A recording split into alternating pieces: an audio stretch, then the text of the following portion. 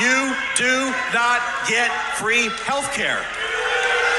You do not get free health care. So let's just be clear that the free healthcare everyone wants would already be funded by our tax dollars. But instead of getting healthcare, education, infrastructure, environmental protections, almost $1 trillion of our taxes are going to military and defense. The US spends more on its military than all of these countries combined. Our tax dollars are also going to the national debt, kind of. That's $36 trillion, by the way. We spend $1 trillion just to service the interest on this $36 trillion debt. So when financial influencers tell you to never pay just the minimums on credit card debts because you're never going to even touch the principal at that point and you're going to stay in debt for the rest of your life, the US government is only paying the minimums towards a $36 trillion debt. And this is set to become the largest line item by the early 2030s, especially with the trillions of dollars in debt that Trump has added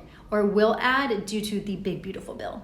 Americans getting universal health care is actually doable with a few financial allocations. I don't know, like cutting the military spending by even just 10 to 20% and taxing the rich. But that will never happen as long as people continue to vote for politicians who are bought and paid for by lobbyist groups. The healthcare sector spent over $700 million on lobbying in 2023 alone, and that's because public healthcare would cut into their profits. And by the way, Mike Flood, who you saw in the very first clip, has received over $600,000 from finance, insurance, and real estate lobbies.